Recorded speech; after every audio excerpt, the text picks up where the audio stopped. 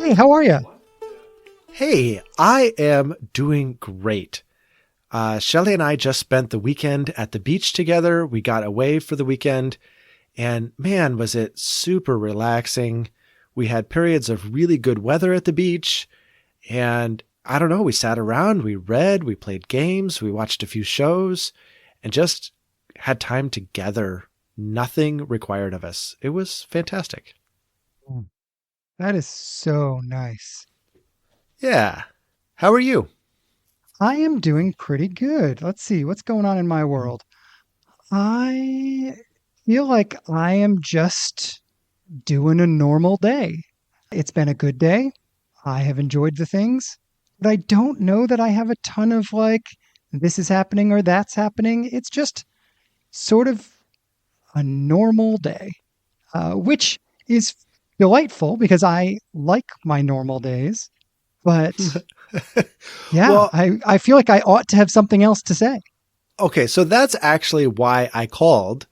It's odd to me how much pressure we put on ourselves. I think particularly for this podcast to have more going on. Like I should have more to say, or I should have more that I'm thinking about or processing or whatever.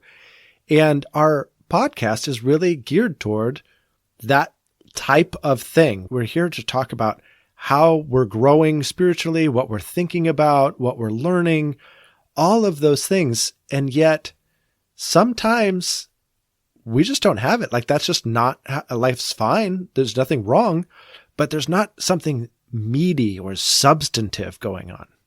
Yeah, well, and you make this great point. If we're here to talk about spiritual growth, for as much of the church history that I am aware of, which is not everything by any stretch of the imagination, but as much of it as I am aware of, other than the last few generations, generally speaking, I think what people would have said was that doing the same thing over and over again is what spiritual growth is all about.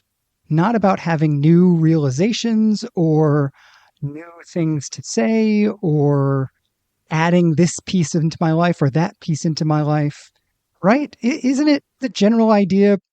Keep doing the same things a lot for a long time, and that's where maturity and growth happen. Yeah, I mean, I definitely think so.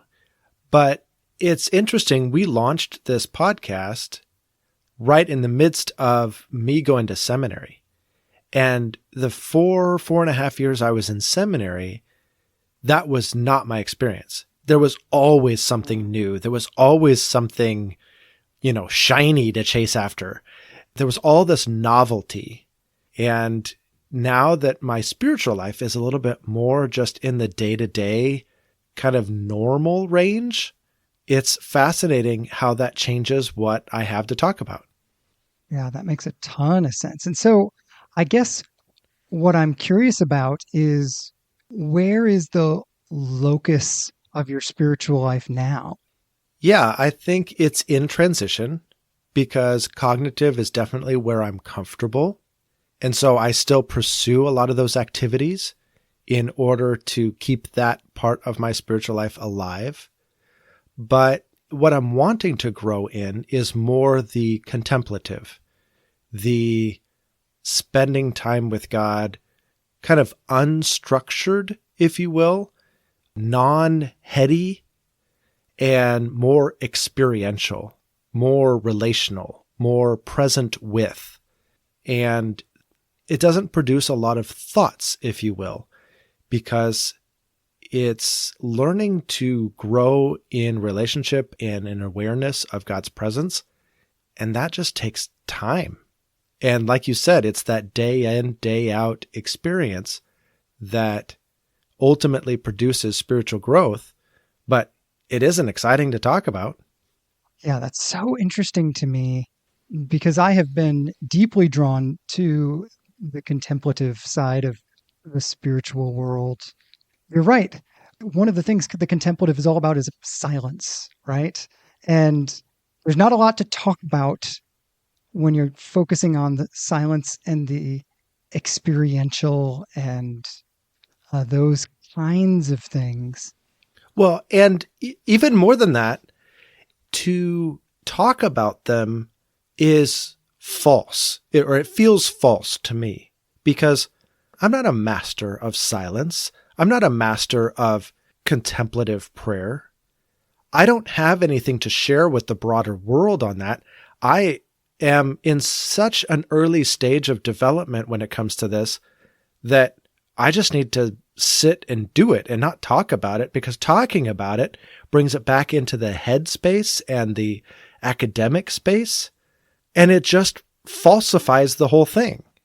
Yeah, I have this great compilation of sayings of the early desert fathers. And one of them that I've always been struck by in this regard, he talks about how the inner life is like a fire and the mouth is like the door to the furnace. And when I was a kid and I had a stove, sometimes when the fire was getting going, you had to keep the door closed because you didn't want to let the cold air into the stove. You wanted to let it heat the space up and kind of get hot without opening the door. And so there's this way in which I think, for me at least, I don't know that this is universal. For me, there are sometimes when talking about things too early lessens them or lets the heat out of the experience in my life. And I think you're exactly right. You talked about how talking about them brings it back into the head space. And I think there are times when it's too fragile. And the shift from heart to head, it's not ready for that shift yet. And I've had to learn this lesson really slowly. And so it's cool to hear you share that lesson, because there are times I have shared something only to see it fall apart in my life as soon as I share it. Like, that feels like a trend. If I talk about it too soon, it starts to fall apart. Yeah, that's exactly it. And so I think both of us at present are pursuing a more contemplative engagement with God. And that leaves us in a quandary with this podcast, because we come to this podcast to talk about spiritual formation through the lens of friendship. And right now, at least in my life, my spiritual formation is, I like the way you said that, too fragile to turn it into a head conversation. And I don't know where you happen to be at, but it's hard for me to talk about my spiritual formation right now, because I really need to leave it in that experiential realm of engaging with God. Yeah, absolutely. Well, and I think this is a great point. When you talk about something, you automatically put yourself in the position of teaching or leading or influencing, right? Yeah. You know, another piece of this is that the Bible commends silence as a corporate discipline, meaning I'm not going to talk about this with you.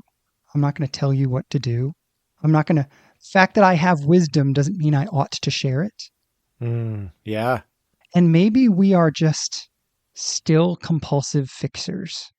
And that's why we feel like we ought to constantly be sharing. I have to say, I'm a compulsive teacher. Like, I have never held the role of senior pastor, or even, let me back up. My only pastoral title was youth pastor for a little less than 2 years. And beyond that, I've never held the role of pastor in any capacity. And yet, I felt called to pastoral ministry when I was 13 years old. And so my brain has always moved very quickly to, what am I learning, to how do I teach this? And I can imagine how much worse that would be had I spent more time with any degree of a pastoral title. But my brain still does this. And I've recognized this in myself and just said, okay, when is that just a nugget for me? And to share it would cheapen it, or would somehow deflect from the growth that I need to do in light of this truth. And I think it's that deflecting that I'm really, really good at. Oh, that hits hard. How would I teach that? And it's an almost a defense mechanism for actually applying it, learning it, growing into it. I think it's even, at least for me, it's even broader than that. I don't like to sit still with any experience. If something bothers me, I want to deal with it. If there's a problem, I want to fix it. If I experience something, I have to share it. Just experiencing and then being with the experience. This is on sort of a practical level.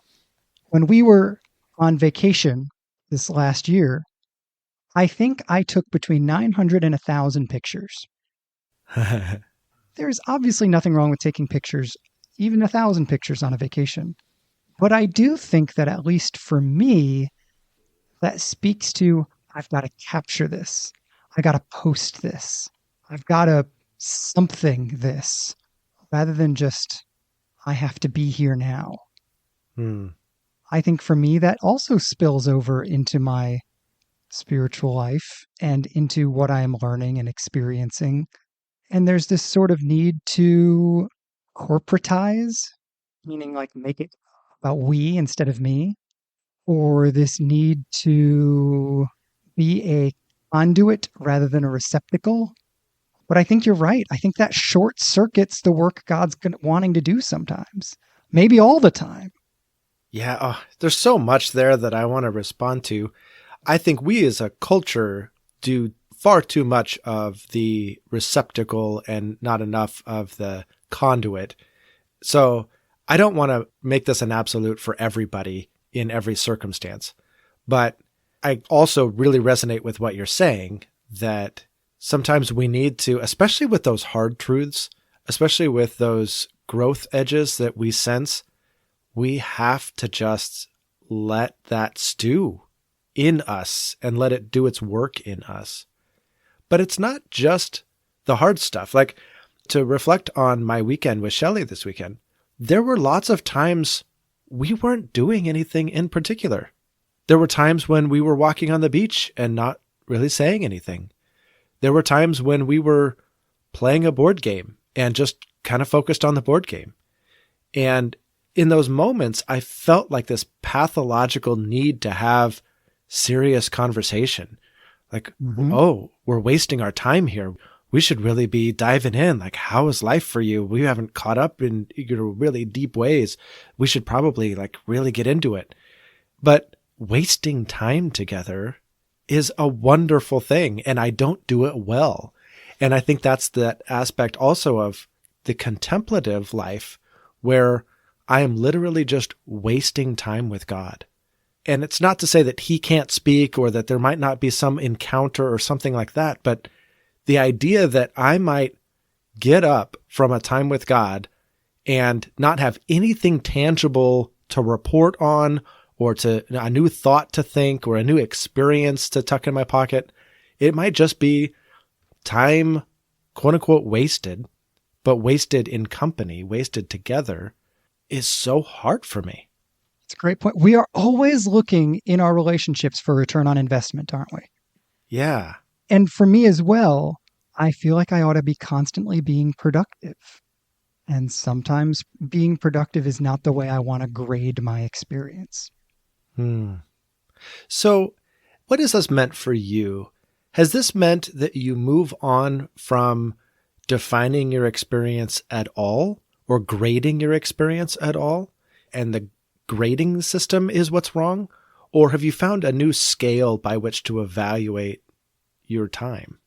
I'm going to pull in here some things that are not directly from the Christian tradition. They're really from the mindfulness tradition, which is deeply influenced by Buddhist thought, and yet I think offers us an alternative that's very helpful. One of the things about Buddhist meditation that I think is interesting is there is no doing it right or doing it wrong. Letting go of the self-analysis is part of the point, because you can't be here and now and evaluate in the present, am I here and now? Because the moment I start evaluating, am I here and now, I'm not here and now anymore. Okay, so that makes sense to me from an experiential place. But I know that there are folks in our audience that hear you talk about Buddhist meditation and immediately assume that has no place in a Christian spiritual walk whatsoever. That these things can't belong together, or if they happen to, it's an accident of Buddhism, and we have to find an explicit justification for it within the Bible or within the Christian tradition.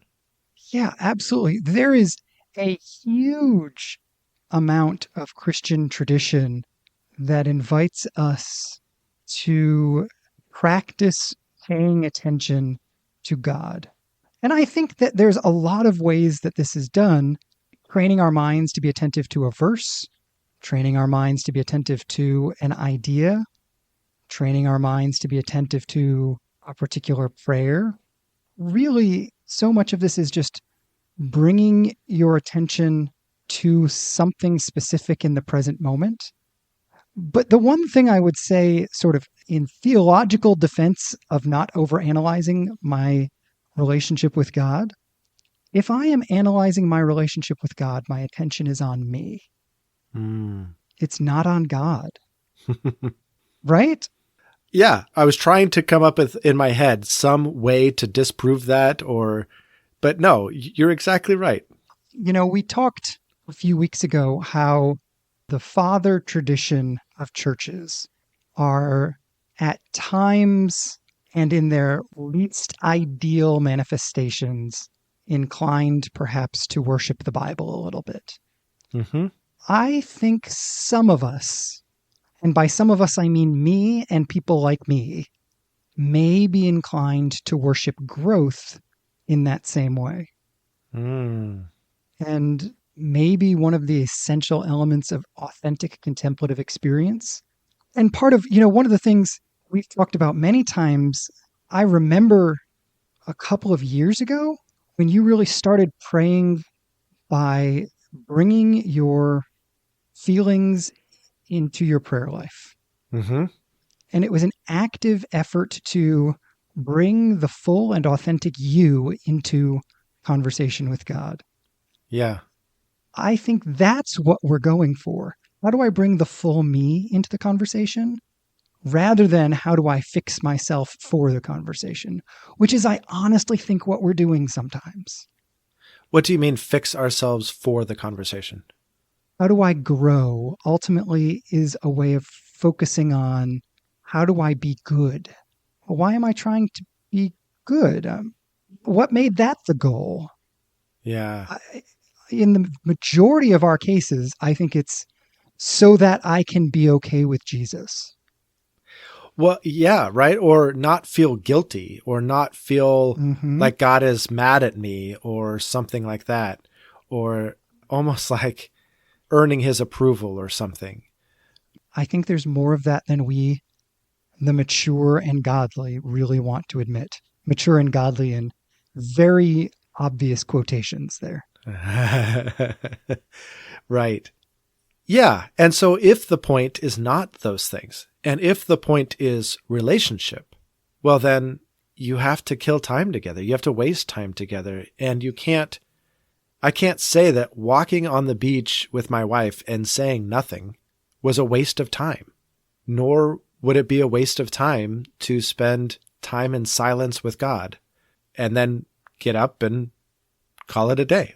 But that feels so wrong. And it's a very different experience than the heady, new, shiny novelty of theological concepts that came fast and furious in seminary. Absolutely. Well, and it's, at least for me, it's a very hard practice. I mean, if I can be real practical about my experience of this morning, I set aside time to be with God. I didn't have a lot of structure in place around what that needed to look like. I just really wanted to be still with God. Within 3 or 4 minutes, I was thinking about really exciting and interesting things that don't necessarily have anything to do with, I almost said that don't have anything to do with my relationship with God, which is proof that we have another problem that I probably need to talk about at some point in a future episode about Yeah. what it means to be deeply dualistic in one's life. But before I was aware of it, I was up and moving and acting on my thoughts and lost the moment with God to my own action. Hmm. And I don't know if that is my Americanness. I don't know if that's my ADHD. I don't know if that's my being a male. I don't know what that is, but I know that that is not abnormal for me. Hmm. It's so hard to be still when my mind starts to spin Yes, it really is. and to welcome the spinning into the stillness, right? Like it's not trying to push it out and pretend that's not part of my relationship with God.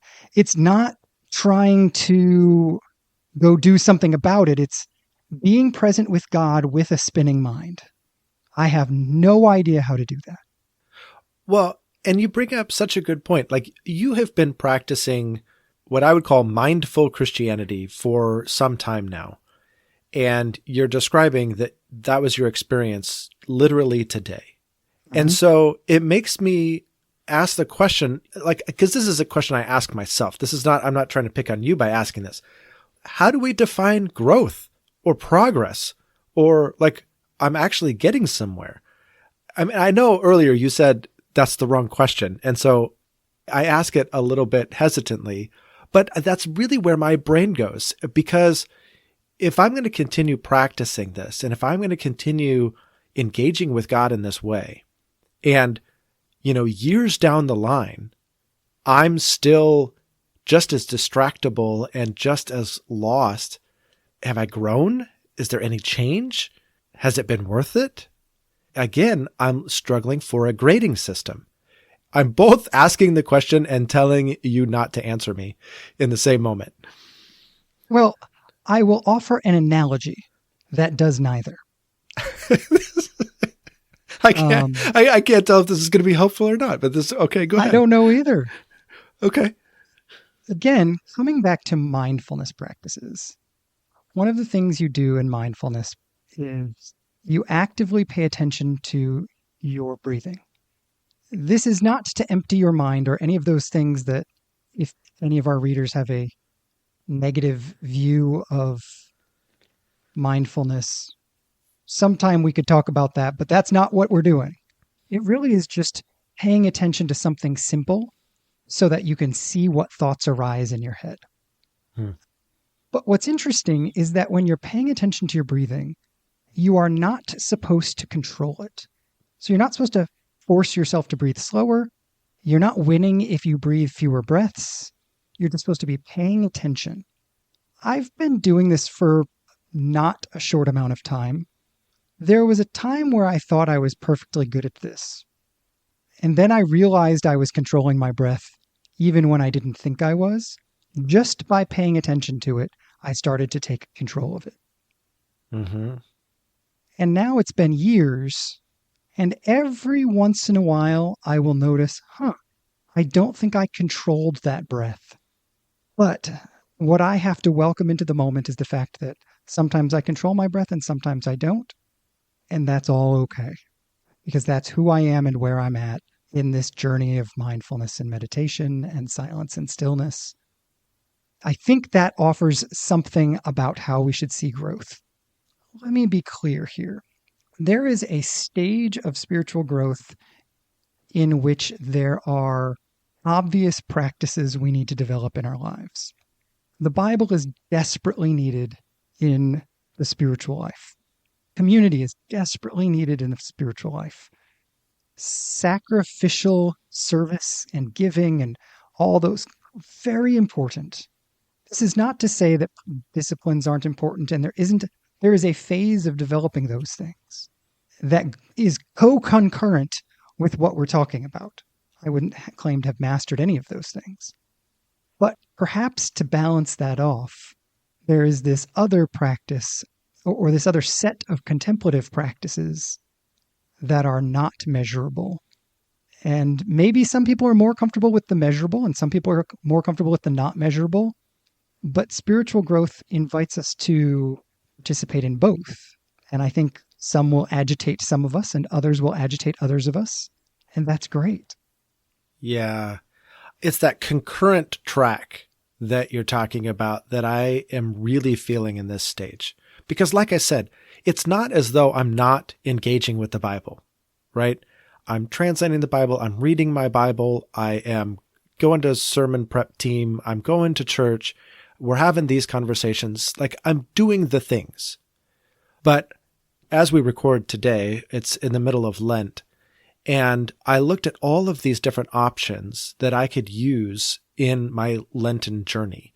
And there were podcasts I could listen to. There were scripted Bible readings that I could listen to. There were books that I could read. There were practices that I could engage in. And there were all these different things. And when I sat down to like, oh, I could read this book or whatever, I felt like God was saying, what, do you not have enough thoughts in your head? Is that the deficit that you have right now? You need more information? Or do you need more relationship? Because honestly, if you've got a deficit, it's there. So why don't you spend time pursuing relationship? And it was like, okay, I don't need to add another head practice. I need to add a relational practice. Absolutely. And I think you're right, kind of wrapping back to where you started. I think the new theological idea, the next exciting spiritual book, the next exciting YouTube video or podcast or whatever can be a distraction from the deepening work that doesn't feel like it's doing anything new and doesn't give you anything to talk about afterwards. Mm-hmm. Well, I want to turn to the audience and just ask you, what is your experience with developing a true relationship with God looked like? How have you leaned into that relational side of being a Christian? And yeah, I don't even want to say anything more because how has that worked? What's your secret? You know, all that stuff. That's all so productivity oriented. Yeah, I just invite you to comment on it and maybe share this episode with a friend and talk about how you could lean in a little more into the relational side of being a Christian. Wow, that's so good. All right. Well, oddly enough, this is the part of our show where we turn to what else have you been thinking about? So, Josh from Missouri, I assume that you have some thoughts. Well, it's interesting, and this may relate to what we just said, though I had jotted this thought down before we started talking. As a person in the coaching profession, one of the things I was thinking about today was this continuum that helpers are on. There's a lot of ways you can describe different helping professions: pastor, therapist, coach, mentor, discipler, all sorts of things. But one continuum that you could place these folks on is a continuum between a leader-determined outcome and a self-determined outcome. Mm-hmm. So who's determining the process? When I was pastoring, the younger the believer was, the further towards a leader-determined outcome it leaned. The more mature the believer was, the more towards a self-determined outcome it leaned. And now, as a coach, it is fully over to self-determined outcome. I don't input anything into the conversation. What's interesting to me about that, as I continue to have some coaching, some discipling conversations with various people, is that in a self-determined conversation, generally speaking, it is difficult for me, the coach, because I have to give up my desire to control people and to control outcomes. And that means people move forward slower than I think they should, or in a slightly different direction than I think they ought. What's amazing to me is that when it is self-determined, there is almost always movement. I don't ever have to worry about getting my thoughts to stick. If I help them think their thoughts, there is an inherent drive that helps people do what they need to do. Hmm. And that is so worth it. Over the years, I have leaned more and more towards self determined outcome conversations, and I continue to land there. And that's just super interesting to me. Hmm. That's so funny. That reminds me of a moment this weekend. I pulled up a video that I was going to watch for school, and it was an interview with Carl Rogers that took place back in the 80s when he was himself in his 80s. And it was on person-centered therapy. And Shelley took a look at the title of the video and went, isn't all therapy person-centered? Or client-centered? And it was funny because at the time that Carl Rogers was super influential, the answer was no. It was very much like clinicians, doing an assessment and giving a diagnosis and then treating based on that diagnosis. It was all very expert led. And I know what's wrong with you and I know how to fix it. And Carl Rogers came along and was like, actually, can we just listen to them? They have insight into their own story and their own drives and motives and ways that they'd like to grow that are really, really important. That was so controversial in his time. And it's funny how things have shifted. And, therapy is very much client-centered in a way that was unimaginable during his tenure. It's amazing how these things ebb and flow, isn't it? Mm-hmm. That's so interesting. But, well, what about you?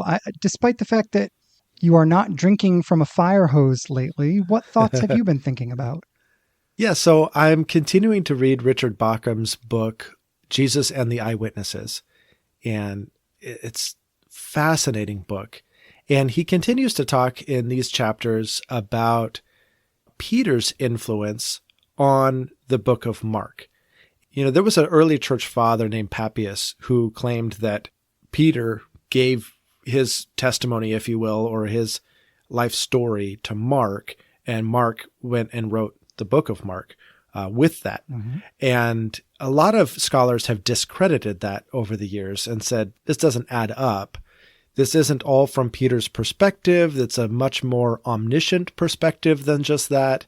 And beyond that, some of what is written here is actually pretty critical of Peter and shows his foibles in ways that it's hard to imagine Peter would have wanted them put out there. He was a key leader in the early church, and these scholars have a hard time believing that Peter would put his story, the hard parts of his story, on display while being so influential. So Bauckham goes on to describe why he believes we should take another look at this research and these scholarly opinions and say, well, maybe Papias was right. And he gives a whole litany of reasons why he thinks that.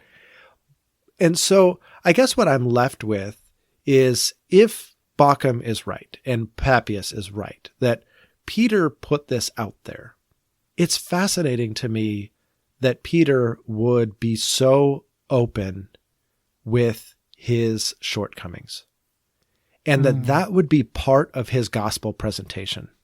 This is how Jesus literally transformed me. And this is what I looked like in the midst of that transformation. Even after I declared that he was the Messiah and he said, the keys of the kingdom were going to be handed to me. And then I went out and I just brashly tried to use those keys of the kingdom and I failed so miserably. He put all that out there for us to read it. And even if we take a step back and we say, okay, well, but all of that is just a big if because we don't really know if Peter influenced Mark's gospel. Okay, fine. Then let's take Paul, for example. And Paul very clearly is telling people, hey, I used to murder Christians. I was zealous for the law and I was murdering all these Christians. And now I are one. And all throughout the Bible, right? All of the Abraham, Isaac, and Jacob and their foibles on such prominent display. And on through Scripture, we could quote more and more and more people. It seems that human failure and human inadequacy is a necessary component of telling God's story of redemption. Yeah, I think that there's something so important about this because it is only in telling our own weaknesses, foibles, and failures that we shift from telling our story to God's story. Hmm. It's so easy even to accidentally make God a secondary character in my story. Hmm. But if I admit that I'm a mess, not that I was a mess 20 years ago, that I'm not that impressive today, that I made a mistake yesterday, then suddenly I am shifting attention from me as the hero of the story to God as the hero of the story. Yep. And I think that's so important. And the fact that Peter could understand that from the outset and say, no, Mark, please tell these parts of the story too. They're important. Well, and I got to say, when your greatest weakness is clearly brashness, it definitely fits with Peter as described in the Gospels that Peter would be the one to tell his own weaknesses. I like that. I'm not like, oh no, that's immediately I think to myself, yep, that scans. This is the guy who'd be like, oh yeah, included because I'm an idiot. Well, right. And it's probably one of those things that like he was so brash and so impulsive that there was no way he could even hide that as part of his character, right? Like you may as well embrace it because everybody knows it. Absolutely. Well, and I think you're right.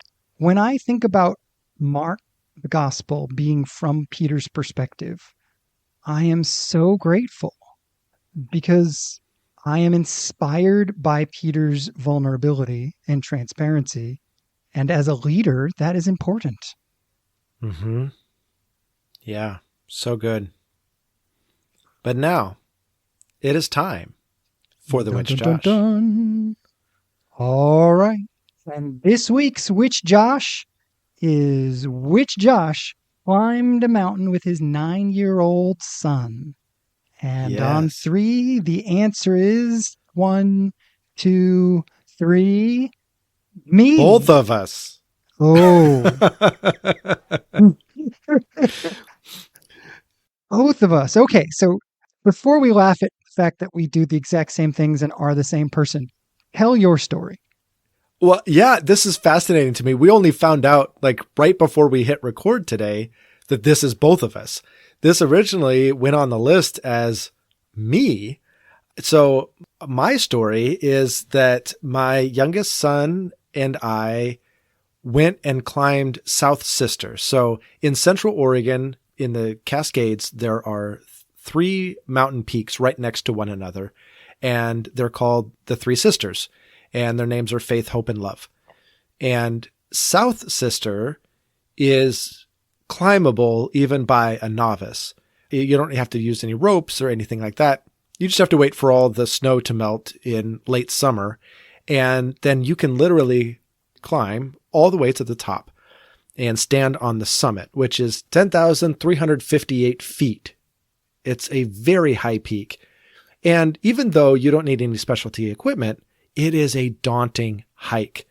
There is a bunch of scree. And for those who don't know what scree is, it's just loose rock that's not quite sand, but it kind of operates that way. And so you might take a step, and then as you are putting weight on your step, you're sliding back down about 70% of the step you just took.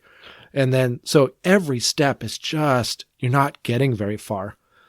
And the whole last mile of the climb is all just scree, and you're already tired from climbing this mountain. So Jonas was 9 years old, and we made it all the way to the summit. And there were times I didn't think he was going to keep going. He was so exhausted. But every time we took a break, I just kind of let him decide what we were going to do.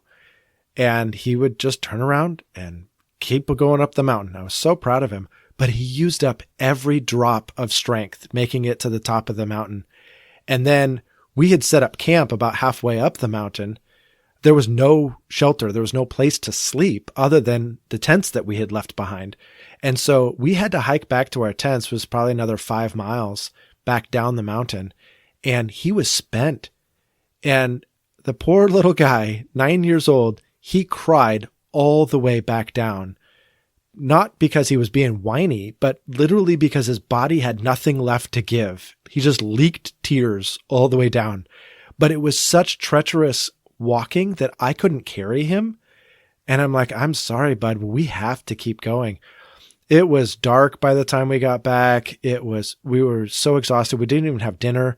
We got back to our tents and just fell into bed. It took us 19 hours to summit and come back.